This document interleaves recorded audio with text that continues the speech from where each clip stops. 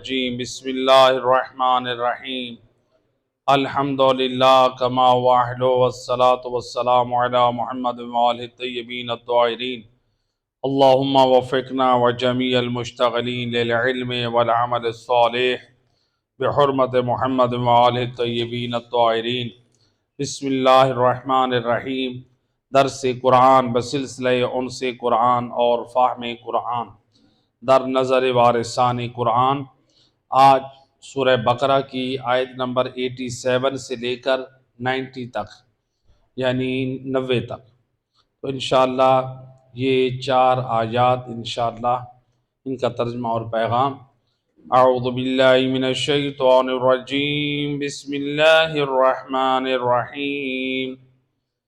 وَلَقَدْ آتَيْنَا مُوسَى الْكِتَابَ وَقَفَّيْنَا مِن بَعْدِهِ الرُّسُلَ وَآتَيْنَا عِيسَى ابْنَ مَرْيَمَ الْبَيِّنَاتِ وَأَيَّدْنَاهُ بِرُوحِ الْقُدُسِ أَفَكُلَّمَا جَاءَكُمْ رَسُولٌ بِمَا لَا تَهْوَىٰ أَنفُسُكُمْ اسْتَكْبَرْتُمْ وَفَرِيقًا كَذَّبْتُمْ وَفَرِيقًا تَقْتُلُونَ۔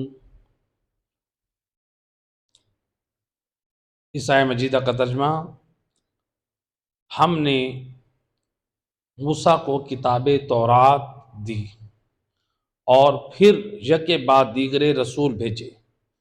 اللہ کہہ رہا ہے کہ ہم نے حضرت موسیٰ کو کتاب تورات دی اور ان کے بعد مسلسل انبیاءوں کو بھیجا، اور عیسیٰ ابن مریم کو واضح دلیلیں دی، یعنی ان کو معجزات سے نوازا اور ان کی روح القدس کے ذریعے سے تائید کی۔ جب بھی تمہاری خواہش کے خلاف کوئی رسول آتا تو تم لوگ تکبر کرتے ہو۔ اللہ کہہ رہا ہے جب بھی کوئی رسول آتا ہے جو تمہاری خواہش کے مطابق، کیا مطلب؟ یعنی رسول آ کر اللہ کا دین بیان کرتا ہے، لوگ کہتے ہیں ایسا دین کیوں بیان کرتا ہے، جی ہماری مرضیوں کے مطابق دین بیان کرے، تو اللہ کہہ رہا ہے کہ تم لوگ کیا کرتے ہو؟ تکبر کرتے ہو، یعنی ضدی بن جاتے ہو، اکڑ جاتے ہو، نافرمانی کرتے ہو، اور ان میں سے کچھ کو تم نے جھٹلا دیا، ان انبیاء کو، اور کچھ انبیاء کو تم لوگوں نے قتل کر دیا۔ آیت نمبر 88۔ وَقَالُوا قُلُوبُنَا غُلْفٌ بَل لَّعَنَهُمُ اللَّهُ بِكُفْرِهِمْ وَقَلِيلًا مَّا يُؤْمِنُونَ۔ اور وہ آپ کی دعوت دین کے جواب میں استہزاء کرتے ہوئے کہتے ہیں ہمارے دلوں پر غلاف چڑھے ہوئے ہیں۔ اللہ تعالیٰ کہہ رہا ہے، یعنی جب آپ یہودیوں کو دعوت دین دیتے ہیں یا آپ مشرکین کو دعوت دین دیتے ہیں، وہ کیا کہتے ہیں؟ ہمارے دلوں پر غلاف چڑھے ہوئے ہیں، مذاق اڑاتے ہیں۔ تو لہٰذا وہ کیا کہتے ہیں؟ ہمارے دلوں پہ غلاف چڑھے ہوئے ہیں، تو ہماری سمجھ میں کچھ نہیں آتا۔ کیوں؟ یعنی وہ یہ کہنا چاہتے ہیں کہ ہم اپنے آباء و اجداد کے دین پر ٹھیک ہیں، لہٰذا ہم آپ کی بات نہیں مانتے، آپ کے دین کو نہیں مانتے۔ تو اللہ سبحانہ و تعالیٰ نے فرمایا کہ بلکہ ان کے کفر کی وجہ سے اللہ نے ان پر لعنت کر رکھی ہے، پس وہ لوگ جو ہے کم ایمان لائے ہیں، یعنی ان میں سے لوگ کچھ کم مقدار میں ہیں جو ایمان لائے ہیں، زیادہ تر لوگ کون ہیں؟ یعنی منحرف ہو گئے۔ وہ یہ 2 آیتیں، ان 2 آیتوں میں اللہ نے جو پیغامات دیے، پہلی آیت نمبر 87، دیکھیں اللہ سبحانہ و تعالیٰ نے حضرت آدم سے لے کر حضرت موسیٰ تک انبیاء بھیجے۔ انبیاء کی تعداد کتنی ہے؟ 1,24,000 انبیاء ہے، اور ان کو اردو میں پیغمبر بھی کہتے ہیں۔ اور پھر انہی انبیاء میں سے 1,24,000 میں 313 رسول ہیں۔ تو یعنی جو رسول ہیں وہ نبی ہیں، اور جو نبی ہیں ان کا لیے رسول ہونا ضروری نہیں۔ تو علماء نے فرق بیان کیے ہیں، نبی کس کو کہتے ہیں، رسول کس کو کہتے ہیں۔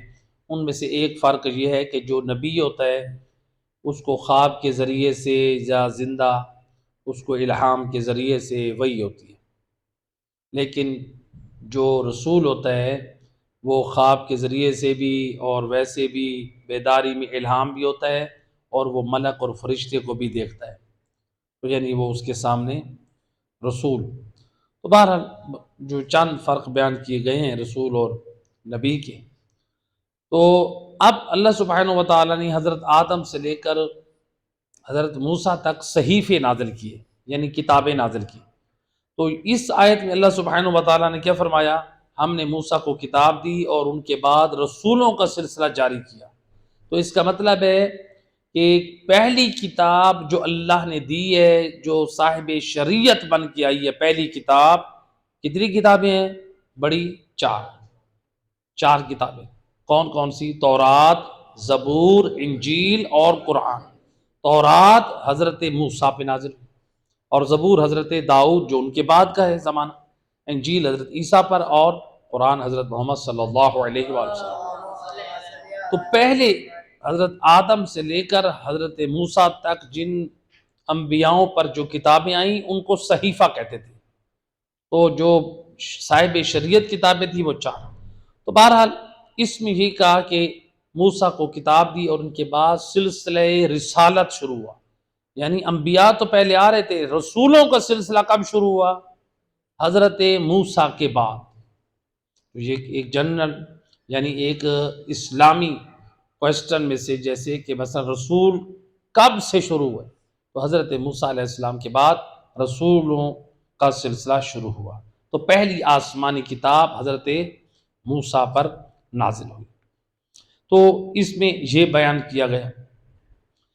نمبر 2، اس میں حضرت عیسیٰ کا ذکر ہوا کہ ہم نے عیسیٰ علیہ السلام کے بارے میں کہا کہ ہم نے حضرت عیسیٰ کو واضح دلیلیں دی، یعنی ان کو معجزات عطا کیے۔ تو یہ جو ہے یعنی واضح دلیل ہے۔ تو دوسرا جو امر ہے وہ حضرت عیسیٰ کے بارے میں، اور پھر اللہ نے فرمایا کہ ہم نے حضرت عیسیٰ کی روح القدس سے تائید کی۔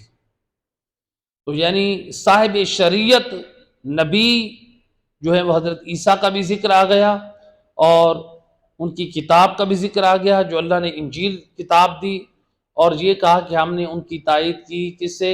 روح القدس۔ روح القدس کون ہے؟ تو روح القدس کے بارے میں مختلف اقوال ہیں۔ بعض علماء کہتے ہیں کہ روح القدس سے مراد حضرت جبرائیل امین ہے۔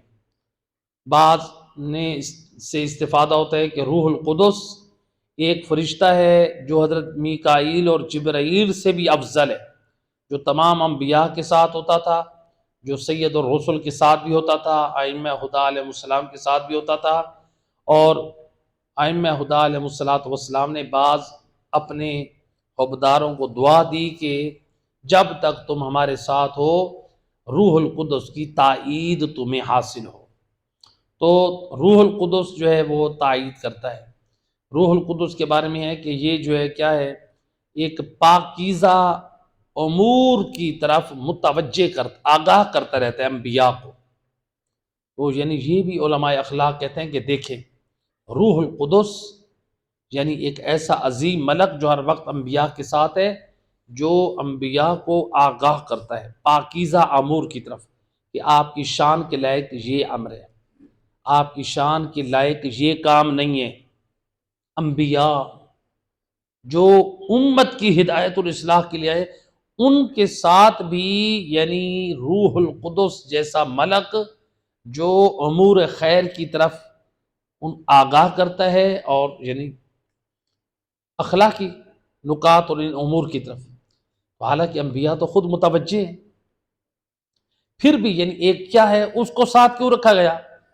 یعنی کہ الیاذ باللہ کوئی یہ نہ سمجھے کہ انبیاء محتاج ہیں ہدایت کی، نہیں، بلکہ یہ اللہ کی طرف سے ایک تائید ہے کہ یعنی انبیاء جب خود سے کسی امر کو کبھی سمجھ رہے ہیں، کسی فعل کو فعل کبھی، اخلاق کی پستی سمجھ رہے ہیں، تو وہ روح القدس اس میں حمایت کرتے ہیں، تو گویا وہ تائید ہو جاتی ہے اللہ کی طرف سے۔ تو اگر یہ نبی یا امام کسی امر کو اچھا اور مستحسن کر کے اس کو بجا لاتے ہیں، تو وہ روح القدس جو ہے وہ کیا کرتا ہے؟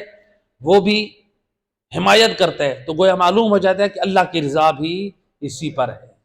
تو لہٰذا یہ معنی مراد لیا جائے، نہ کہ الیاذ باللہ انبیاء جو ہے وہ خود ہدایت کے محتاج ہو جاتے ہیں. صلوات پڑھے محمد وعلیہ. روح القدس کے ایک معنی یہ کیے گئے کہ غیبت ایک غیبی طاقت ہے، تو لہٰذا بہرحال اس کے مختلف معنی کیے گئے ہیں. تو تیسرا جو نقطہ ہے وہ یہ ہے کہ اس آیت مجیدہ نے جو بیان کیا ہے کہ جب لوگوں کے پاس کوئی نبی آتا تو یہ لوگ کیا کرتے؟ تکبر کرتے. یہ کہتے ہماری خواہش اور ہماری مرضی کے مطابق نبی نہیں آیا، کیونکہ یہ جو دین کی باتیں کرتا ہے نا، جیسے ہونا چاہیے دین یہ ویسے بیان نہیں کرتا، یہ تو نئی نئی باتیں بیان کرتا ہے، نہ ہمارے دادا نے بتائیں نہ ہمارے پردادا نے بتائیں. یہ ہم سے کون سے کام کروانے چلا ہے؟ یہ کس نئے دین کی باتیں کر رہا ہے؟ تو لوگوں کو دین خدا نیا لگتا ہے، تو جب نیا لگتا ہے تو وہ انبیاء کے مخالف بن جاتے ہیں. تو اس لیے اللہ کہہ رہا ہے کہ جب انبیاء آتے تو تم لوگ کیا کرتے ہو؟ ان کے سامنے اکڑ جاتے ہو ہیں. تم جب ان کے ساتھ اکڑ جاتے ہو اور ان میں سے بعض انبیاء کا قتل کرتے ہو اور بعض انبیاء کو جھٹلاتے ہو. تو ہر دور میں انبیاء علیہ السلام نے جب لوگوں تک پیغام حق اور ہدایت پہنچانا چاہا تو جو معاشرے کے جاہل اور گمراہ لوگ ہوتے ہیں وہ انبیاء کے لیے مشکلات پیدا کرتے ہیں. کبھی کہتے ہیں یہ جادوگر ہیں، کبھی کہتے ہیں یہ گمراہ ہیں، کبھی کہتے ہیں یہ کچھ ہیں. آج یہی مصیبت علماء کے بارے میں ہمارے معاشرے میں ہے. پہلے تھا انبیاء کے بارے میں کہتے تھے یہ نبی جو ہے نا یہ جادوگر، حضرت نوح کے بارے میں کہتے تھے، رسول اللہ کے بارے میں کہتے تھے یہ جادوگر ہے. حضرت داؤد کے بارے میں تہمت لگا دی تھی الیاذ باللہ کہ انہوں نے جو ہے وہ ناجائز تعلق قائم کیا عورت کے ساتھ. یہ تہمتیں لگتی تھی انبیاء کے اوپر، کہتے تھے یہ جادوگر ہیں، یہ مجنون ہیں الیاذ باللہ، پاگل ہیں. کبھی کہتے تھے یہ شاعر ہیں. وہ عجیب عجیب تہمتیں لگاتے تھے انبیاء پر تاکہ ہماری نسلیں، ہمارے قوم، ہمارے جوان انبیاء سے دور. آج وہی علماء کے بارے میں وہی فکر چھوڑ دی گئی ہے، علماء سے دور رہو، یہ آپ کو اہل بیت سے دور کرتے ہیں، یہ مولا علی کے دشمن ہے، یہ مقصر ہے. فکر ہے کہ نہیں؟ استغفر اللہ. حالانکہ معلوم بھی نہیں ہے مقصر کہتے کسے ہیں. مقصرین پہ تو لعنت. مقصر کہتے کسے؟ اس معنی کو ہمیں علم بھی نہیں ہے مقصر کہتے کسے ہیں. جو ائمہ ہدی علیہ السلام کی شان بزبان نبی یا بزبان خدا، وہی قرآن میں جو آل محمد کی شان ہے اس کا کوئی انکار کر دے، یا پھر جو نبی نے اپنی آل کی جو زبان وحی سے شان بیان کر دی ہے کوئی اس کا انکار کر دے نا، اس کو کہتے ہیں مقصر. اپنے ایمان سے بتاؤ، آپ کی مجالس میں جب مولا علی کے فضائل پڑھتے ہیں اپنے ایمان سے بتاؤ، پڑھنے والے علماء ہوتے ہیں، سامنے مجمع نیچے سے نعرے لگاتا ہے یا نہیں لگاتا؟ کبھی علماء روکتے ہیں؟ وہ تو فضائل پڑھتے اس لیے کہ نعرے لگے. ایسے ہے کہ نہیں؟ کوئی فضائل پڑھنے کا یہی مقصد ہوتا ہے نہیں. تو اگر علماء مقصر ہوں تو وہ مولا علی کے فضائل ممبر سے کیوں پڑھیں ہیں؟ مقصر سے تو مولا علی کا نام برداشت نہیں ہوتا، اس کا ہاضمہ اتنا خراب ہے. ہم نے یہ ہماری قوم کو دور کیا جا رہا ہے، آپس میں ان کے درمیان انتشار آ جائے، نفرتیں آ جائیں اور ان کو لڑاؤ. ان چیزوں سے باہر ہے، تھوڑا سا اپنے علم اور کی طرف. اب تحقیق کا زمانہ ہے، تحقیق کرو، معلوم کرو کس کو کہتے ہیں وہابی، کس کو کہتے ہیں مقصر، کس کو کہتے ہیں دشمن علی. آپ اپنی قوم کے جو آپ کی خدمت گزار و مذہب کے علماء ہم ان کے مخالف بن جائیں. یعنی دیکھیں نا، جن علماء سے ہم نے جڑ کر دین سیکھنا ہم ان کے ہی مخالف بن گئے، پھر ہم دین کس سے لیں گے؟ اگر کسی گھر کے والدین اولاد کو ڈاکٹروں کی نفرت دے دے، اپنی ایمان سے بتاؤ وہ ڈاکٹروں کے پاس جائے گی؟ نتیجہ ہلاکت اور بیماریاں. اسی طرح سے اگر ہم علماء کی نفرت دینا شروع کر دیں، ہماری اولادیں نہ غسل صحیح ہوگا، نہ پھر ان کا وضو صحیح ہوگا، نہ ان کے احکام دین معلوم ان کو صحیح ہوں گے. نتیجہ کیا ہوگا کیونکہ ہم اپنی مرضی کے مطابق تو شریعت بنا نہیں سکتے. شریعت ایک ہی آئی ہے محمد مصطفیٰ کی، جسے پہنچایا ہے 12 اماموں نے. شریعت ایک ہی ہے، اب ہم نے نئی نہیں بنانی. تو لہٰذا علماء سے مربوط رہیں اور احکام شرعی معلوم کریں. صلوات پڑھیں محمد. بار دیگر بآواز بلند صلوات. اللہ.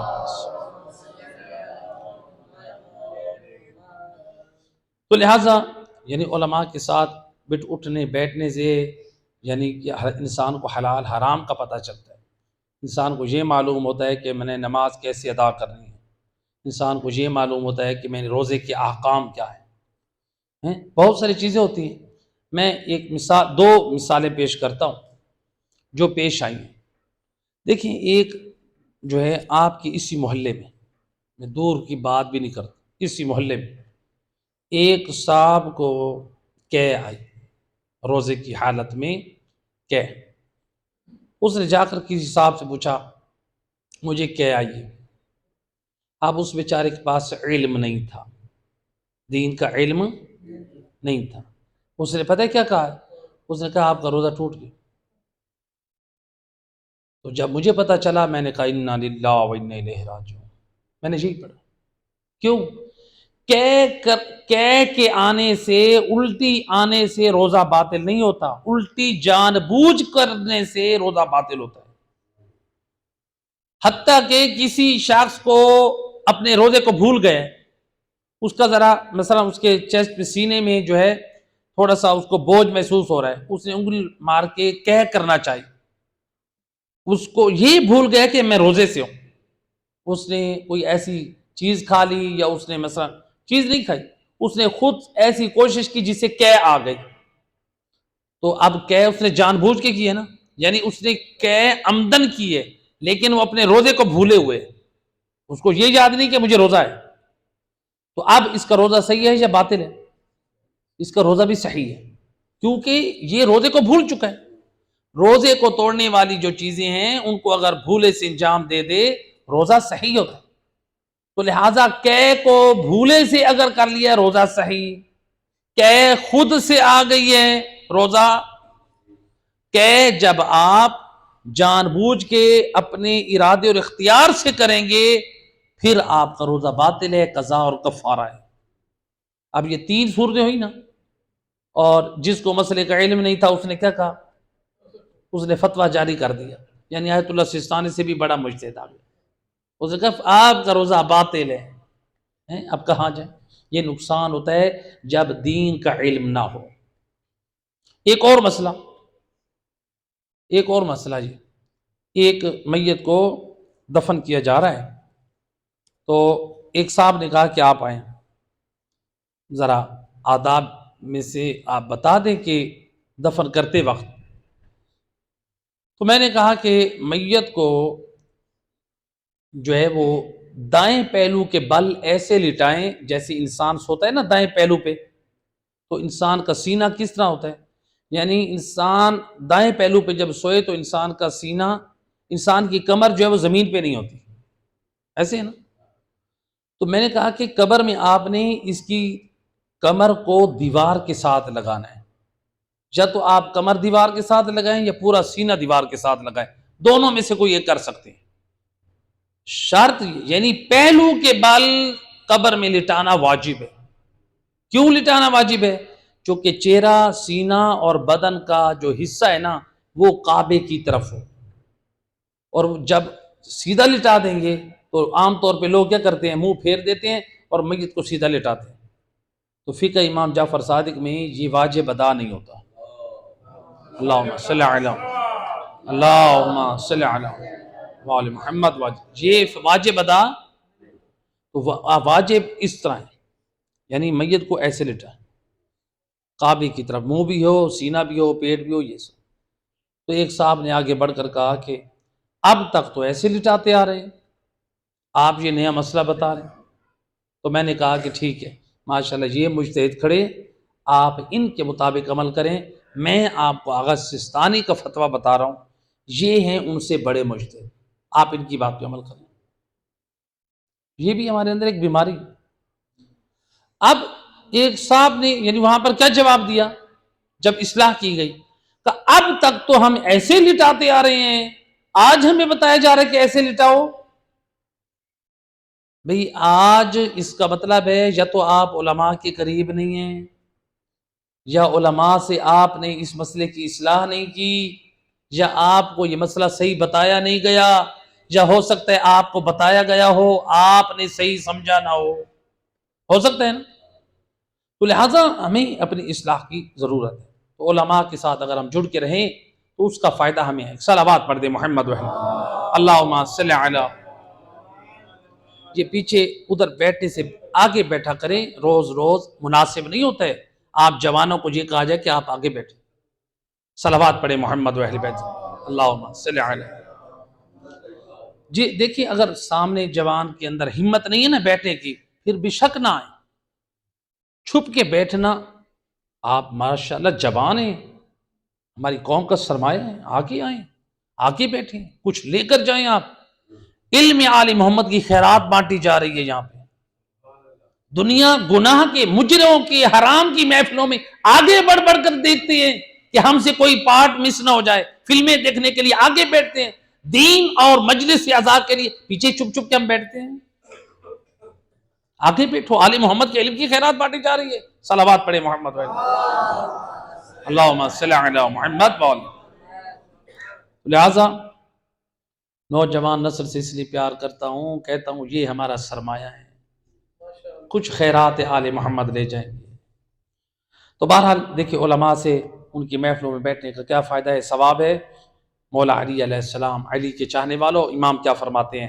فرماتے ہیں جالس العلماء، اے علی والو علماء کی محفلوں میں بیٹھو، یزدد علمک، امام فرماتے ہیں علماء کی محفلوں میں بیٹھو تمہارے علم میں اضافہ ہوگا۔ وَيَحْسُنْ عَدَبُكْ، علماء کی محفلوں میں بیٹھو تمہارا اخلاق بلند ہوگا۔ وَتَزْكُو نَفْسُكْ، تمہارا کردار پاک ہوگا۔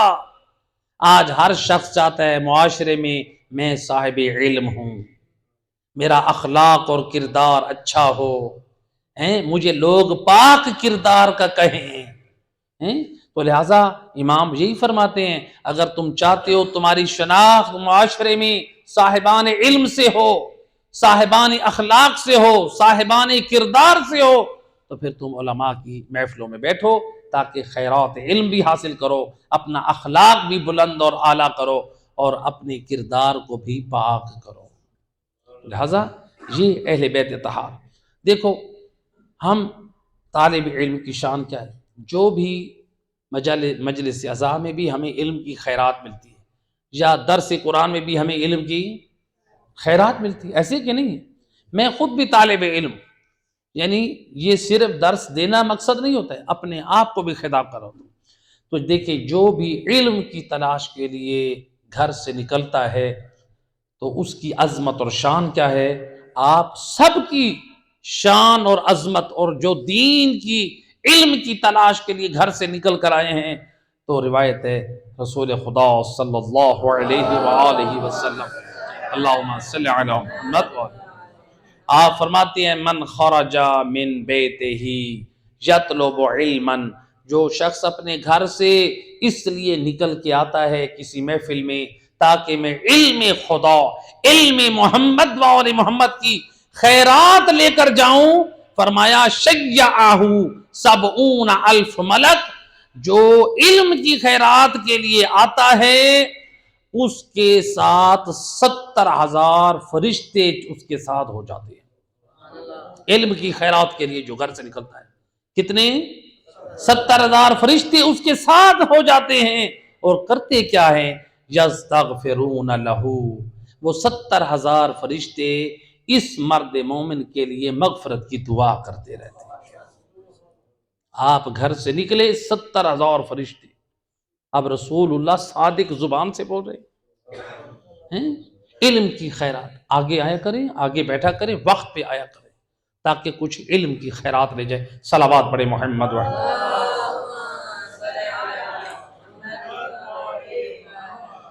تو یہ تھا آیت نمبر 88۔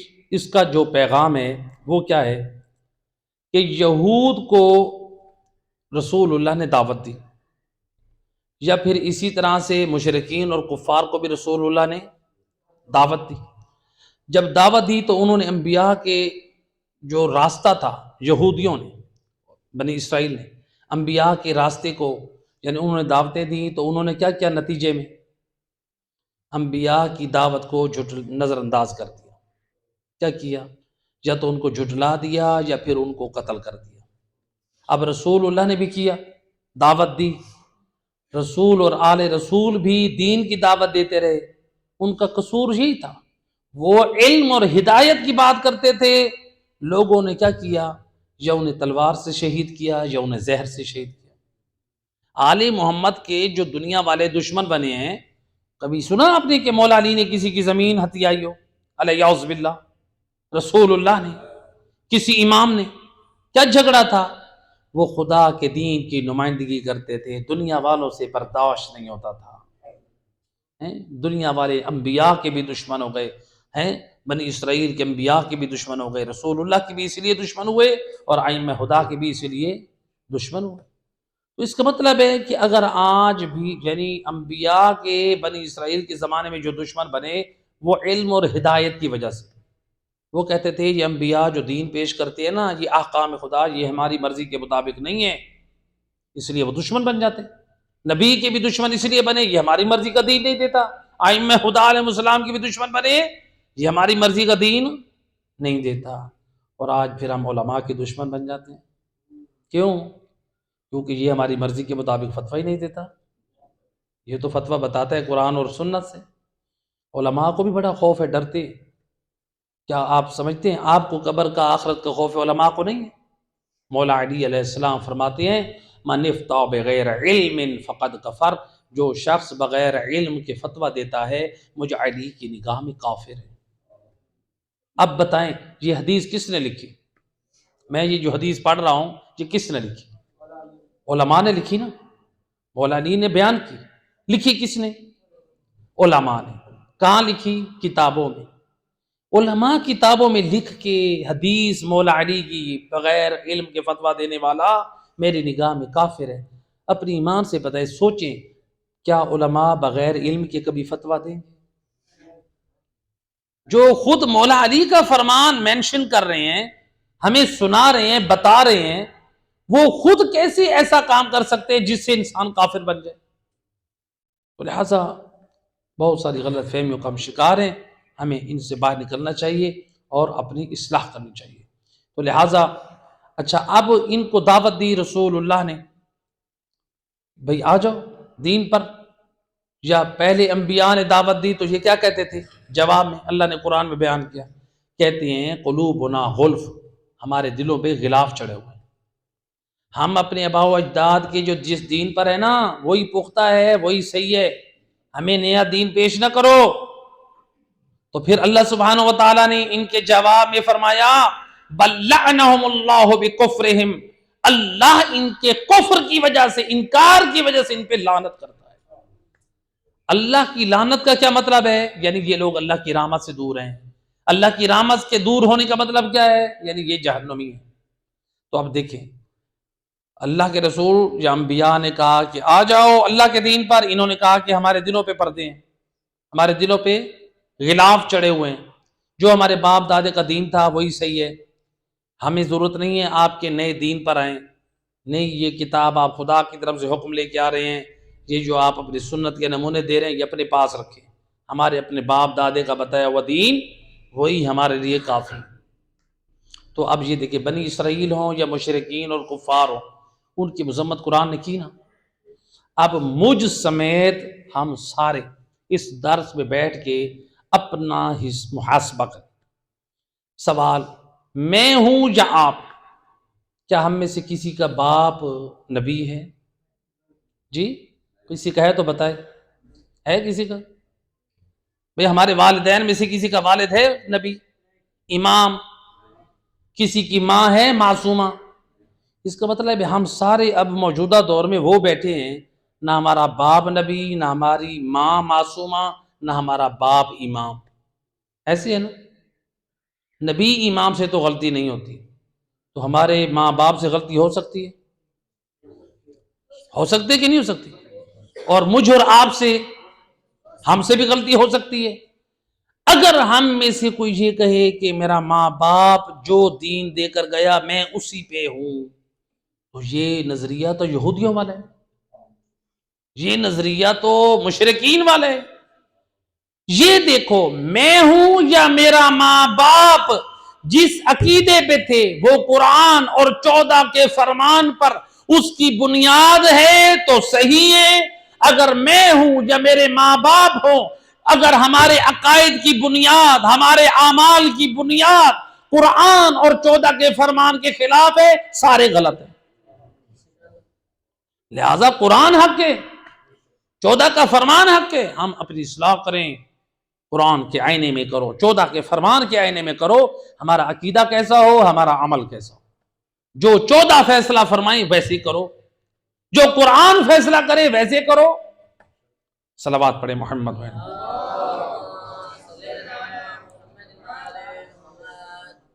اس کے بعد 2 آیتیں اس میں فرمایا اللہ سبحانہ وتعالی نے وَلَمَّا جَاءَهُمْ كِتَابٌ مِّنْ عِنْدِ اللَّهِ مُصَدِّقٌ لِّمَا مَعَهُمْ وَكَانُوا مِنْ قَبْلُ يَسْتَفْتِحُونَ عَلَى الَّذِينَ كَفَرُوا فَلَمَّا جَاءَهُمْ مَا عَرَفُوا كَفَرُوا بِهِ فَلَعْنَةُ اللَّهِ عَلَى الْكَافِرِينَ۔ اس میں اللہ فرما رہا ہے اور جب خدا کی طرف سے آپ کے، ایک صلوات پڑھے محمد ہے،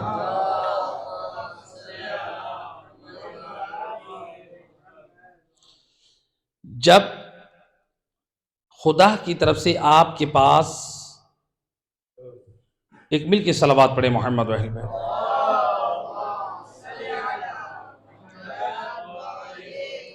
جی، جب خدا کی طرف سے کتاب آپ کی طرف آ گئی تو یہ جو یہود تھے اپنے پاس اس موجودہ کتاب کے ساتھ اس کو پاتے تھے۔ اس آیت مجیدہ میں وَلَمَّا جَاءَهُمْ كِتَابٌ مِّنْ عِنْدِ اللَّهِ، جب وہ کتاب جو اللہ کی طرف سے آئی، مُصَدِّقٌ لِّمَا مَعَهُمْ، اور یہ اس کتاب میں جو کچھ ہے یعنی قرآن میں، یہ اس کی تصدیق کرتی ہے جو تورات میں ہے۔ تو کیا ہے وَكَانُوا مِن قَبْلُ يَسْتَفْتِحُونَ عَلَى الَّذِينَ كَفَرُوا، تو یہ لوگ کافروں کے اوپر ایک کامیابی کی امید باندھ کر بیٹھے تھے، کہتے تھے کہ رسول اللہ آئیں گے تو ہم کامیاب ہو جائیں گے۔ یہودیوں کے بارے میں وہ انتظار کر رہے تھے رسول اللہ کا، اور وہ کہتے تھے رسول اللہ آئیں گے اور پھر ہم کامیاب ہو جائیں گے، جو ہمارے دشمن ہیں ہم ان رسول کی مدد سے ہم ان کو بھی اپنے سے باہر نکال کر دیں گے۔ تو فَلَمَّا جَاءَهُمْ، اللہ فرما رہا ہے جب وہ رسول آ گیا جس کا یہ یہودی پوری زندگی انتظار کرتے رہے، جب وہ رسول آ گیا ما عرفو، تو پھر انہوں نے اس کو کیا کیا، اس کو جس کو خوب جانتے تھے اس کو کیا کر دیا، کفروا بہ، جس کو جانتے تھے اس کا انکار کر بیٹھے، جس کا انتظار کرتے تھے، جس کی خوب کیسے جانتے تھے، تو رات میں اس کی نشانیاں پڑھ لی تھی کہ نبی برحق آنے والا ہے، پھر اس کا انکار کر بیٹھے، فلعنۃ اللہ علی الکافرین، اور اللہ کی کافروں پہ لعنت ہے۔ تو یہ آیت مجیدہ، اس کے بعد اگلی آیت مجیدہ میں اللہ نے فرمایا وَلَقَدْ آتَيْنَا مُوسَىٰ، ایک صلوات پڑھے محمد۔ آخری آیت جو 90، آیت نمبر 90، اس میں اللہ نے فرمایا فَبِئْسَ مَا اشْتَرَوْا بِهِ أَنفُسَهُمْ أَن يَكْفُرُوا بِمَا أَنزَلَ اللَّهُ بَغْيًا أَن يُنَزِّلَ اللَّهُ مِنْ فَضْلِهِ عَلَىٰ مَن يَشَاءُ مِنْ عِبَادِهِ فَبَاءُوا بِغَضَبٍ عَلَىٰ غَضَبٍ وَلِلْكَافِرِينَ عَذَابٌ مُّهِينٌ۔ تو اس آیت مجیدہ میں، آیت نمبر 90 میں اللہ نے فرمایا کتنی بری ہے وہ چیز جس کے بدلے انہوں نے اپنی جانوں کا سودا کیا، یعنی وہ چیز بری ہے، کتنی بری چیز ہے جس کے بدلے انہوں نے اپنی جانوں کا سودا کیا، صرف اس بات کی ضد میں کہ اللہ کے نازل کردہ کا انکار کرتے ہیں، یعنی جو اللہ کا حکم آیا اس کا یہ انکار کرتے ہیں کہ اللہ اپنے بندوں میں سے جس پر چاہتا ہے اپنا فضل نازل کرتا ہے، لہٰذا ان پر یک کے بعد دیگر خدا کا غضب نازل ہوا اور کافروں کے لیے ذلیل اور خوار کرنے والا عذاب ہے۔ یہ جو آیت ہے، آیت نمبر 89۔ اس آیت مجیدہ کا شان نزول بزبان امام جعفر صادق علیہ الصلوۃ والسلام۔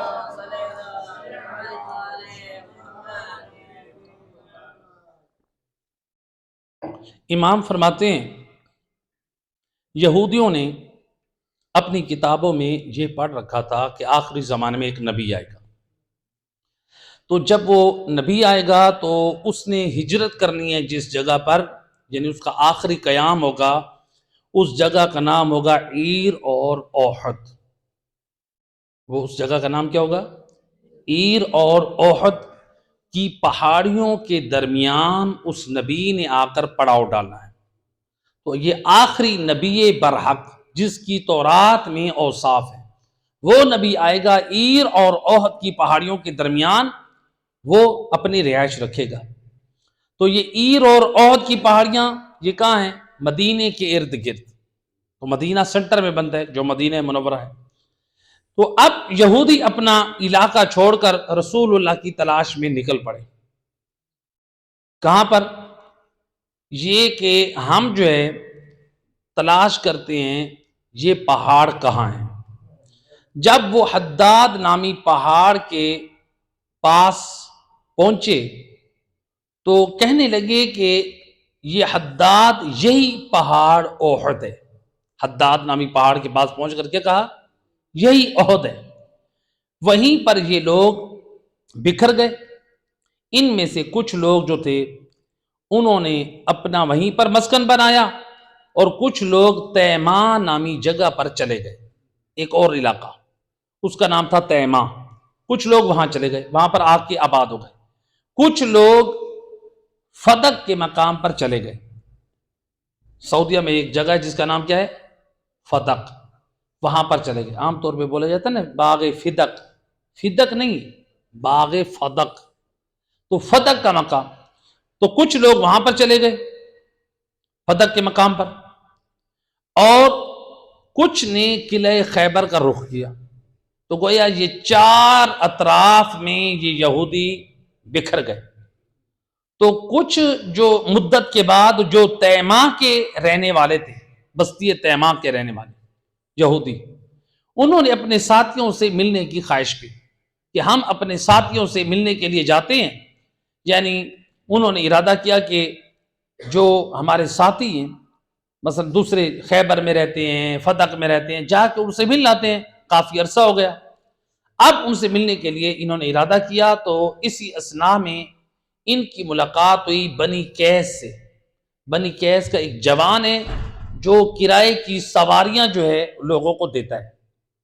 تو ان یہودیوں نے اس سے کرائے کی سواریاں لی اور کہا کہ دیکھو ہمیں تم جو ہے نا وہ عیر اور احد کی پہاڑیوں کے پاس لے چلو، عیر اور احد کی پہاڑیوں کے پاس ہمیں لے چلو۔ تو اب جب یہ وہاں سے روانہ ہوئے اور کہا کہ جب تم عیر اور احد کی پہاڑیوں کے قریب پہنچنا تو ہمیں آگاہ کر دینا۔ اب وہ سواریاں لے کے آئے، تو جب سواریاں مدینہ منورہ کے درمیان پہنچی تو اس نے اشارہ کیا کہ یہ احد کا پہاڑ ہے اور یہ عیر کا پہاڑ ہے۔ جیسے اشارہ کیا کہ یہ جہاں پر ہم کھڑے ہیں یہ سنٹر ہے، تو اب سارے یہودی ان سواریوں سے نیچے اترے۔ کہا بس ٹھیک ہے، اب آپ سواریاں لے کے جہاں جانا چاہتے ہو جاؤ، ہماری منزل مقصود یہی ہے، ہم نے تو یہیں پر رکنا تھا۔ لہٰذا انہوں نے کہا کہ ہمارا پڑاؤ یہیں پر ہے، ہم جس نبی کی اوصاف تورات جیسی کتاب میں ہے ہم اس کا انتظار کر رہے ہیں، ہم اس کا انتظار کریں گے، اس کی نصرت کریں گے۔ تو لہٰذا اب یہ یہاں پر ٹھہر گئے۔ ان لوگوں نے پھر یہودیوں کی طرف خط لکھے اور ایلچی بھیجے کہ دیکھو جو عیر اور احد کے درمیان والی جگہ تھی وہ تم لوگ غلطی پر، کوئی خیبر بیٹھا ہے، کوئی فدق بیٹھا ہے، تو کوئی جو ہے وہ کسی اور جگہ حداد نامی پہاڑ میں وہ جو اس نے پڑاؤ ڈالا تھا وہ وہاں پر ہے۔ عیر اور احد کے پہاڑ کا درمیانی جگہ یہ والی ہے، تو تم سارے یہاں آ جاؤ۔ ان یہودیوں نے خط لکھا، کہا کہ دیکھو اب ہم یہاں پر آباد ہو گئے ہیں، ہمارا مال، ہماری جائیدادیں، ہماری اولاد اب یہاں پر سارے سیٹ ہو گئے، تم لوگ وہاں پر انتظار کرو، جب وہ آخری زمانہ وہ آخری نبی آئے گا تو پھر ہمیں اطلاع دینا، ہم بھی وہاں آ جائیں گے، وہاں پر رہیں گے اور اس نبی کی نصرت کریں گے۔ تو گویا اطراف میں جتنے علاقے تھے، فتح کو تیماء ہو یا مدینہ ہو یا حداد نامی پہاڑ، جتنے مقامات پر یہ یہودی بکھرے ہیں، یہ سارے کس انتظار میں ہیں؟ رسول اللہ کا انتظار۔ آخری زمانے کا نبی آئے گا، ہم اس کی نصرت کریں گے۔ تو لہٰذا اب جب یہ انتظار کرنا رسول اللہ کا، تو لہٰذا ایک بادشاہ طبع نامی بادشاہ، جب اس کو خبر ملی کہ یہودیوں نے مدینے میں پڑاؤ ڈال دیا، اس نے لشکر کو لے کر آیا کہ جو انہوں نے بنا رکھے تھے، اپنے جو قلعے بنا رکھے تھے، ان کے اوپر جب بادشاہ کی فوج نے جب حملہ کیا تو انہوں نے سارے قلعوں کے دروازے بند کر دیے۔ تو بہرحال ان کے درمیان جو ہے وہ مذاکرات ہوئے، بالآخر بادشاہ نے ان کو امان دے دی کہ ٹھیک ہے تم لوگ رہ سکتے ہو۔ پھر جب یہ لوگ بادشاہ کے پاس گئے، اس نے کہا دیکھو تمہارے یہ علاقے جو ہے نا مجھے بڑے پسند آئے، سرسبز بھی ہیں ماشاءاللہ، یہاں پر امن اور سکون بھی ہے، تو میں چاہتا ہوں میں بھی یہاں رہوں۔ انہوں کا خبردار، یہ آخری زمانے کے نبی حضرت محمد صلی اللہ علیہ وآلہ وسلم محمد ان کا مقام ہے، لہٰذا یہاں پر ہم کسی بادشاہ کو نہیں رہنے دیں گے، یہاں پر انہی کی سرداری اور بادشاہی چلے گی۔ لہٰذا اس نے کہا چلو ٹھیک ہے۔ تو پھر اس طرح ہے کہ میں اپنے کچھ افراد، اپنی قوم کے افراد جہاں چھوڑ دیتا ہوں تاکہ وہ نبی آئے تو میری قوم کے افراد بھی، میں بھی ان کے ناصر اور مددگاروں میں شامل ہو جاؤں۔ انہوں نے کہا ہاں ٹھیک ہے، ہم بھی نبی کا انتظار کر رہے ہیں، ہم بھی نبی کی مدد کریں گے، تم بھی اپنی قوم چھوڑ جاؤ، تمہاری بھی قوم مدد کریں گی تو تمہاری مدد ہے گویا۔ اب وہ دو قبیلے مدینے میں چھوڑ کے گیا، جس ایک کا نام تھا اوس اور ایک کا نام تھا خزرج۔ تو ادھر سے جب یہ اوس اور خزرج یہ دو قبیلے تھے ایک بادشاہ کے، یہ کہاں رہنے لگے؟ ان یہودیوں کے درمیان۔ اب وہ یہودی وہ اپنے بزنس کو بڑا سٹرونگ کیا ہوا، انہوں نے ادھر سے انہوں نے جو ہے یہ جو اوس اور خزرج جو تھے، انہوں نے بھی اتنی محنت کی، دنوں دن میں یہ جو ہے کیا کرنے لگے، یہ مالدار ہو گئے۔ جب یہ مالدار ہو گئے تو اب یہ جو ہے ان یہودیوں کے مال پہ بھی تجاوزات کرنے لگے۔ تو جب یہ تجاوزات کرنے لگے تو یہ یہودی قرآن کی یہ آیت جسے اللہ نے قرآن میں بیان کیا، تو یہ کیا کہتے تھے؟ کہتے تھے وَقَانُوا مِن قَبْلُ يَسْتَفْتِحُونَ عَلَى الَّذِينَ كَفَرُوا، کہتے تھے کہ جب آنے والا آئے گا نا آخری نبی برحق محمد مصطفیٰ صلی اللہ علیہ وآلہ وسلم، تو پھر ہم چن چن کے اپنے بدلے لیں گے، آنی تو دو اس نبی برحق کو، ہماری کامیابی ہوگی، وہ تم کو ہم سے باہر نکالے گا۔ تو اب یہ یہودی انتظار کریں نبی کا، اور ایسا انتظار کہتے ہیں نبی تو ہماری آ کے مدد کریں گے۔ اور پھر وقت گزرتا رہا یہاں تک کہ کیا ہوا، رسول اللہ ہجرت کر کے آ گئے کہاں؟ مدینہ منورہ میں۔ تو جب مدینہ منورہ میں رسول اللہ آ گئے تو اب جو انتظار کرنے والے تھے، پہلے کون آئے تھے مدینہ میں؟ یہودی۔ اوس اور خزرج کب آئے تھے؟ بعد میں۔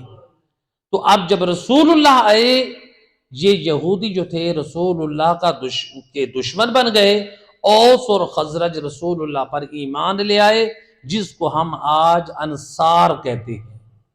کہتے ہیں نا کہ انصار اور مہاجرین، سنتے ہیں نا آپ لوگ؟ انصار وہ لوگ مدینے میں جنہوں نے رسول اللہ کے ساتھ اور رسول کے اصحاب کے ساتھ مدد کی تھی، ان کو کہتے ہیں انصار۔ اور وہ قبیلے تھے دو، اوس اور خزرج، جو یہودیوں کے بعد آئے تھے۔ تو جو بعد میں آئے وہ رسول اللہ پر ایمان لے آئے، اور جو پہلے آئے تھے اور جو ان اوس و خزرج کو کہتے تھے تمہیں باہر نکالیں گے، خود یہ دشمن رسول بن گئے اور کافر بن گئے۔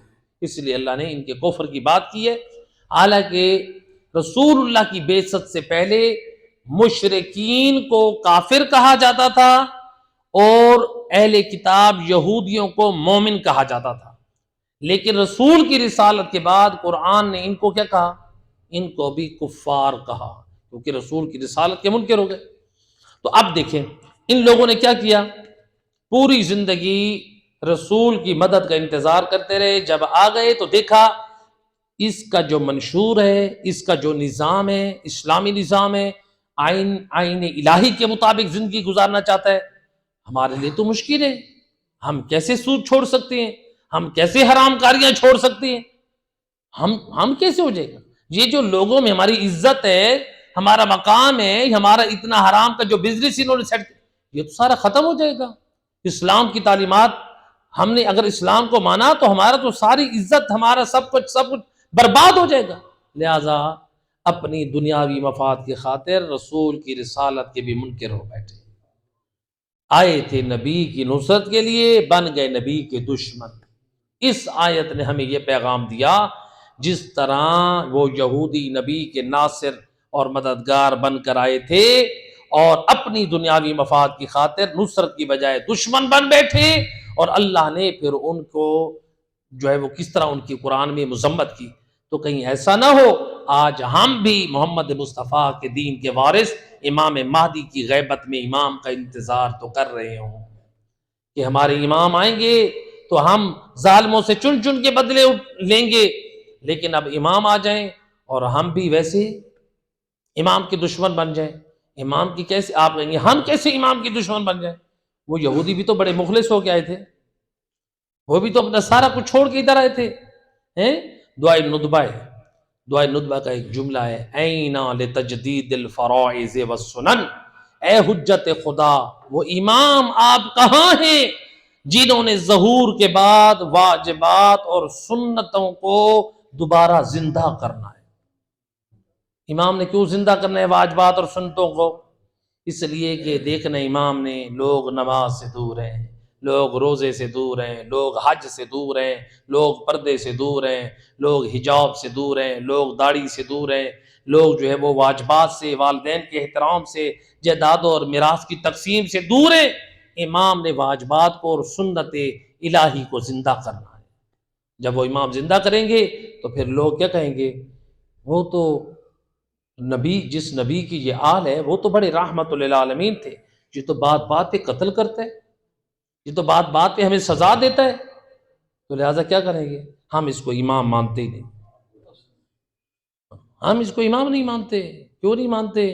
اس لیے کہ دنیا میں غیبت امام میں ہماری عادت نہیں تھی نمازیں پڑھنے کی، روزہ رکھنے کی، خمس اور زکوٰۃ دینے کی، واجبات پر عمل کرنے کی۔ یہ تو فرزند رسول کیسے آ گئے ہیں؟ یہ تو بات بات پہ سختی کرتے ہیں۔ ہمیں ایسا دین نہیں چاہیے، اس کا دین اس کو مبارک ہو۔ امام حسین بھی تو کربلا میں رسول کا دین پیش کر رہے تھے نا۔ ملتا ہے امام حسین علیہ السلام نے بھی وہ ناکہ پہ سوار ہو کے نبی کا امامہ پہن کر آئے تھے، لباس نبوت سے، اور جو ہے ناکہ پہ سوار ہو کے، اور انگوٹھی ہاتھ میں تھی، تلوار تھی، تعارف کرایا میں محمد مصطفیٰ کا جو ہے وہ نواسا ہوں، علی مرتضیٰ فاطمہ زہرا کا لخت جگر ہوں، حسن مجتبیٰ کا بھائی ہوں۔ ہمارے حق میں نبی نے زبان وحی سے فرمایا تھا ہم جوانان جنت کے سردار ہیں، سارا کچھ اپنے تبرکات بدن کے بتائے، حسب نسب کے بتائے۔ بالآخر امام نے کیا فرمایا؟ امام فرماتے ابھی بھی وقت ہے، میں تمہیں بلا رہا ہوں، ارادوں سے باز آ جاؤ، تمہاری گناہوں کی بخشش، تمہاری جنت کا میں ضامن بنتا ہوں، آ جاؤ۔ جب نہیں آئے نا، امام نے ساری نصیحتیں کر لی، امام نے ایک جملہ فرمایا، کیا؟ لقد مولیت بطونکم من الحرام، میں زہرا کا لال جانتا ہوں، میں حجت خدا تمہیں واضح و نصیحت کرتا ہوں، تم میری باتوں کیوں سے اثر بھی نہیں لیتے، اس لیے تمہارے شکموں میں مال حرام بھرا ہوا ہے، جو میں حسین تمہیں نصیحت کرتا ہوں تمہارے دلوں پہ اثر نہیں کرتی۔ اللہ اکبر۔ ہم بھی غور کریں، ایسا نہ ہو آج میں ہمارے شکموں میں مال حرام ہو، رشتہ داروں کا حق کھا لیا ہو، خمس و زکوٰۃ کھا لیا ہو، بہن بھائیوں کا حق کھا لیا ہو، ماں باپ کا حق کھا لیا ہو، اور یاد رکھیں پھر ہمارے شکموں میں اگر حرام وارث دین امام زمانہ آ جائیں تو کیا ہم امام کا احترام کریں گے؟ یا غیبت امام میں علماء ہمیں واضح و نصیحت کریں اور ہم عمل نہ کریں؟ تو لہٰذا قرآن مجید کی جو آخری آیت ہے، آیت 90 میں، اس میں اللہ نے مذمت کی یہودیوں کی، کیونکہ وہ ضدی تھے اللہ کے نازل کردہ حکم کی، وہ مخالفت کر رہے تھے۔ تو جب وہ اللہ کے نازل کردہ حکم کی مخالفت کر رہے تھے تو اللہ سبحانہ و تعالیٰ نے یعنی ان کی مذمت کی۔ تو اب دیکھیں اللہ نے کہا کہ ان کے لیے رسوا کرنے والا عذاب ہے، تو اب یہودیوں کے لیے رسوا کرنے والا عذاب کیوں ہے؟ اس لیے کہ انہوں نے اللہ کے نازل کردہ حکم کو پامال کیا، انہوں نے اپنی خواہشات کو بجا لانا پسند سمجھا، انہوں نے قرآن اور رسول اللہ کے حکم کو پس پش ڈال دیا۔ اگر آج ہم بھی ایسا کریں، ہم نہ قرآن کی مانیں، نہ مصطفیٰ کی مانیں، نہ نبی کی آل کی مانیں، تو بتائیں پھر ہمارے لیے بھی قرآن یہی کہہ رہا ہے کہ اگر تم نہیں کرو گے تو پھر تمہارے لیے بھی رسوا کرنے والا عذاب ہے۔ تو لہٰذا قرآن ہم سب کو بھی پیغام دے رہے ہیں کہ صرف یہ نہ سمجھو کہ یہ آیات اہل یہود کی مذمت کریں، اگر تم قرآن اور وارثان قرآن کی سیرت اور ان کے راستے پہ نہیں چلو گے تو پھر جس طرح ان کی مذمت ہے تمہارے بھی ویسے مذمت ہے۔ پروردگار سے دعا